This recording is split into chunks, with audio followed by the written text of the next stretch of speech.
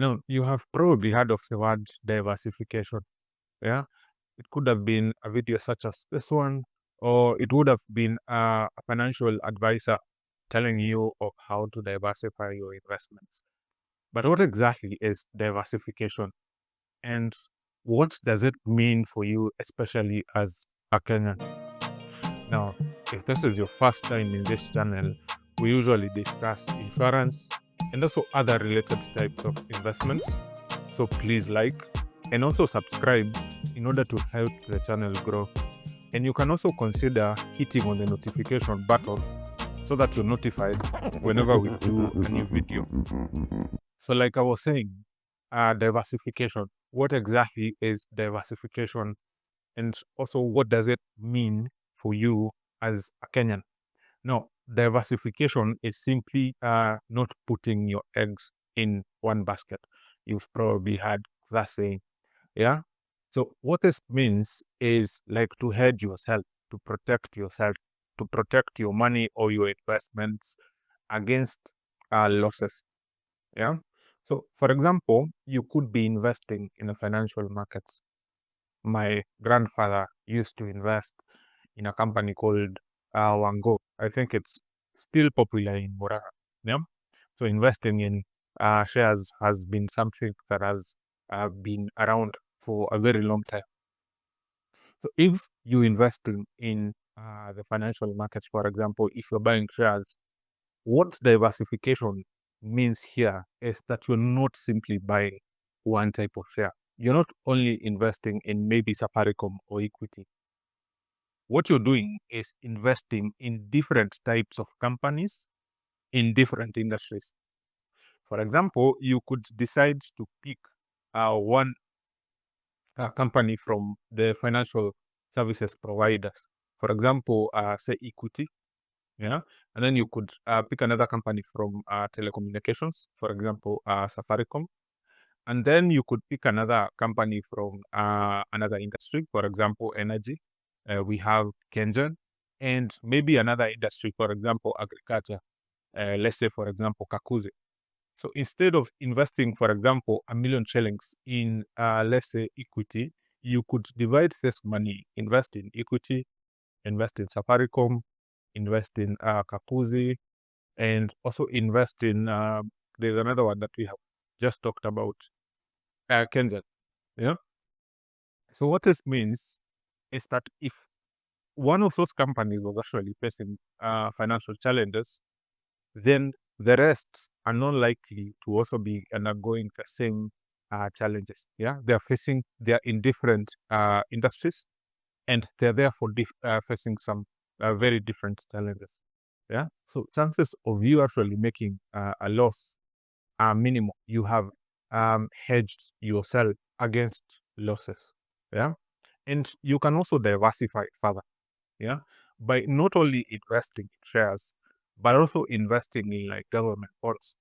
Yeah, so shares do offer an opportunity for some very good returns, but at the same time, government bonds and also treasury bills are also safer ways to actually make sure that you generate a return, although it's not that big, and the chances of you actually losing your money are very minimal. In shares, you can actually gain a lot and also lose a lot. Yeah, they have their own risks, which are quite higher compared to government bonds and also treasury bills.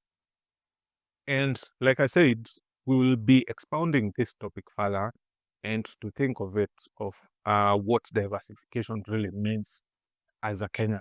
Yeah. So we know too well that Kenyans don't only invest in shares and government bonds and treasury bills and also money market funds. There's a lot of places that Kenyans typically invest in. Yeah. Most people say that Kenyans are peculiar. I tend to think of Kenyans are kind of special. You know, they really don't eat in a certain box. Yeah, they have their own ways of doing things. So, as a Kenyan, when you're diversifying, you will not only think of the financial markets, there are other things that we like doing or like investing our money into. For example, there's a topic of land And a lot of people have been arguing that investing is in land. Of late, I've had that topic quite a lot, that land is not a good investment. Yeah, I tend to actually disagree with this logic. See, this country faces some very unique challenges. Yeah, especially being that we are an African country, we still face the same challenges that other African countries are facing. The challenge I want to address here today is the challenge of currency depreciation. Yeah, we have seen what has happened to the Nigerian currency. I think today it's actually trading at 1,500 to the US dollar. And over time, you have seen what has happened to the South African currency. Some time back, the South African currency used to trade at 12 Kenyan shillings per rand. Now it's at 8 Kenyan shillings for 1 rand. So it has depreciated with time. And this story actually happens to very many African countries. And there's no logical reasoning to assume that it wouldn't face this country as well. Yeah. And this is the reason why a lot of people choose land as a very good investment. Yeah. See, if you invest in land, there are very low chances that you will actually lose whatever you have invested. Yeah. Chances are that you will actually make money on top of what you put in. Even though the currency depreciates, you will still make money from it. It's a very good and safe investment. We're actually seeing people in Westlands charge rent in US dollars. You can expect that if the Kenyan currency suddenly starts losing value, people will actually start selling lands in American dollars. Yeah, this can very well happen. So land is one of those very good ways that you can actually diversify your investments with. Yeah. So in addition to investing in the markets, you can also invest in land. The other way that you can actually diversify your investment is by investing in a business. And this again is something that a lot of Kenyans really consider when they are investing their money. Yeah. A lot of people will choose to actually open up a business that can continue operating when they're actually doing something else. To be honest with you, this is also one of those projects that I have that I hope to turn into a business in future. Yeah. So you might have an idea for a business. For example, you might decide to invest in a matatu. A lot of people might discourage you, but I do believe that it depends with the person. You can actually have the ability to manage that matatu and make money from it, even though people say it's a lot of stress. There are people who are making lots of money from the same. You can also invest in maybe another type of business that you might have in mind. Yeah.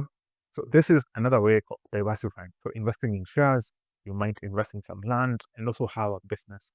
So in case anything happens, like currently we're seeing, um, globally things are changing. Trump is really changing a lot of things. As we speak, he's in the final process of getting done with USA. A lot of things will change. Yeah. And he's also imposing tariffs on some countries. Yeah. You've seen tariffs on China, tariffs on Mexico, Canada, um, Europe. So you can expect businesses and the returns that you're actually making to change. And in order to protect yourself from this, you need to actually diversify your investments or how you actually invest it. Yeah. And also locally, things are also changing as well. You have had a lot of people complain that there's no money, there's no clients in a lot of businesses. There are also people complaining of the high taxes that they're actually being charged. So it might be a good idea to actually start a business, which you can actually be operating in addition to whatever you're actually doing. So diversification is a really good way to protect your investment. But this is actually not the reason why I did this video. I did this video primarily because there's one way to diversify that most people actually don't think of. and this is a life insurance. When most people hear of life insurance, they think of a certain type of life insurance policies we call pure life insurance policies. These are policies that only pay when you die. But these are not the only types of life insurance policies out there. The other types of life insurance policies, especially what you call endowments, yeah. So this go for a certain duration of time. It could be maybe 15 years, it could be 12 years, it could be 10, could be even 7. Yeah. So during that term, you will have a life insurance cover on you. Yeah. So the sum assured you find could be maybe a million Kenya shilling. So what that means, if anything happens to you, and by anything, I mean if you happen to pass on, and in some cases, in some policies, if you actually got injured, there's money that will actually be paid to your beneficiaries if you have passed on, and to you if you've actually been injured and you can't perform your work as you used to. Yeah.